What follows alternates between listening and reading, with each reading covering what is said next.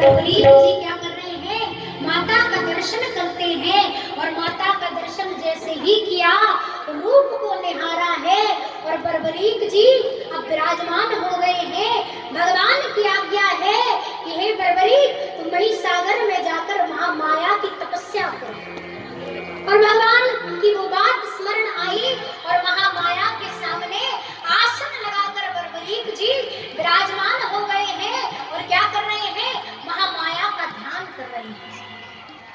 अब क्या कर रहे हैं, अब विरल माता का स्मरण कर रहे हैं, हे मातेश्वरी मैं आपके चरणों में आकर विराजमान हुआ हूँ और मैं आपका ध्यान लगाता हूँ। हे माँ मैंने सुना है कि आपका हृदय बड़ा निर्मल है, आप सहज ही अपने भक्तों पर कृपा करती हो, तो मैं बरबरीक भी आपके चरणों में विराजमान हूँ। हे माँ मुझे प्रकट होकर दिव्य शक्तियां प्रदान करिए और मैं आपकी तपस्या में लीन हूँ। बरबरीक जी माता का ध्यान कर रहे हैं और दिन रात एक कर कर इन बरबरीक ने ऐसी तपस्या करी कि महामाया इनकी तपस्या से प्रसन्न हो गई और महामाया शिव शक्ति सहित वहां पर प्रकट हो गई। बड़ी अम्बे माता की और वहां पर प्रकट हुई और बरबरीक को दर्शन प्रदान किया। कहा हे बरबरीक नेत्र खोलो, देखो मैं तुम्हारे सन्मुख खड़ी हूँ और मांगो तुम्हें क्या वरदान चाहिए। महामाया माँ सामने विराजमान है, सामने खड़ी है और वर मांगने को कह रही है। बरबरीक एक टक महामाया को निहार रही है। हे माँ आप कितनी दया निधान है, कितनी करुणा निधान है, आपने सहज ही मुझ पर कृपा कर दी और अपने सुंदर रूप का दर्शन मुझे प्रदान किया। बरबरीक माँ के चरणों में शीश नमाते हैं, बारंबार वंदना करते हैं। मातेश्वरी कहती है बरबरीक हे पुत्र बरबरीक तुमने रात दिन उग्र तपस्या कर कर मुझे प्रसन्न कर लिया है। हे बरबरीक मांगो तुम्हें क्या वरदान चाहिए। जब ऐसा महामाया ने बोला तो बरबरीक ने कहा हे माँ मैंने आपसे कोई इच्छा के लिए आपकी तपस्या नहीं करी कि मैं आपसे कुछ प्राप्त कर लूं।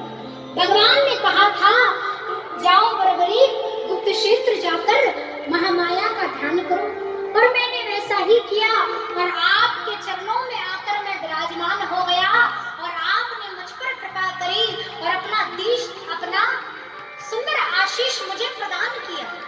कि मेरा परम सौभाग्य है जो आपका दर्शन मुझे इस पवित्र स्थल महिसागर में हुआ और आपने आशीष देकर दिव्य शक्तियां तो मुझे प्रदान कर ही दी है।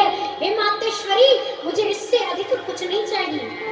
जब ऐसा कहा तो माँ और प्रसन्न हो गई और कहने लगी हे वीर बरबरीक मैं तुम्हें अलौकिक शक्तियां तो प्रदान आशीष के साथ कर ही रही हूँ, लेकिन हे बरबरीक तुम्हारे इस सरल स्वभाव से मैं अत्यधिक प्रसन्न हूँ और जाओ बरबरीक मैं तुम्हें ये 3 बाण प्रदान करती हूँ। ये 3 बाण ऐसे अलौकिक बाण है कि इन बाणों की शक्ति अपार है। इन बाणों के विषय में मैं तुम्हें क्या बताऊं, ये एक ही बाण एक लोक को समाप्त करने में सार्थक है। हे बरबरीक मैं तुमसे अत्यधिक प्रसन्न हूँ इसीलिए तुम्हें ये 3 बाण प्रदान करती हूँ और ये बड़े बलशाली है, बड़े शक्तिशाली ये बाण है और इनमें अलौकिक शक्तियां हैं। और मातेश्वरी ने वीर बरबरीक को 3 बाण प्रदान किए। 3 बाण प्रदान किए जिसमें से 2 बाण बड़े सुंदर हैं और एक बाण खोखला है। जैसे कि बाण की जो चोंच होती है जिसे कहते हैं चोंच, वो एक बाण की खोखली है। तब भेद समझ ना पाए बरबरीक जी ने विचार किया माँ ने दिया है तो ये भेंट है और क्या किया मातेश्वरी ने आदेश दिया हे वीर बरबरीक तुम ये अलौकिक 3 बाण साथ में रखो, अपने तरकस में डाल लो। हे बरबरीक ये बाण ऐसे बाण है कि एक ही बाण एक लोक को समाप्त करने का बल रखता है। हे बरबरीक तुम जहां भी इन बाणों को छोड़ोगे वहां तुम्हारी विजय निश्चित है।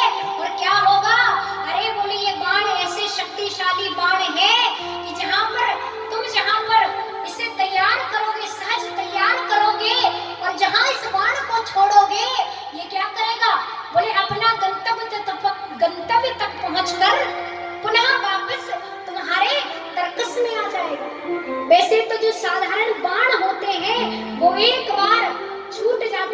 वापस लौटकर नहीं आता।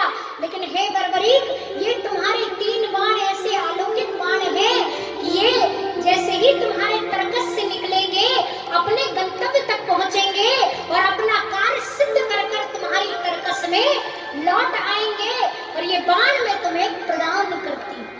ऐसा कहकर महामाया ने 3 बाण प्रदान किए और मां ने बाण प्रदान कर कर आशीष देकर वहां से माता अंतर ध्यान हो गई। बड़ी अम्बे मात की। और मां ने अंतर ध्यान होने से पहले बर्बरीक को संकेत किया था, हे बर्बरीक, तुम्हें 3 बाण तो मैं देती हूँ, लेकिन तुम अभी इसी गुप्त क्षेत्र में निवास करना, क्योंकि कुछ ही समय बाद यहाँ पर एक विजय नाम के ब्राह्मण आएंगे जो इसी गुप्त क्षेत्र में यज्ञ करेंगे और तुम उस यज्ञ की रक्षा करना। ऐसा कहकर मातेश्वरी वहां से अंतर्ध्यान हो।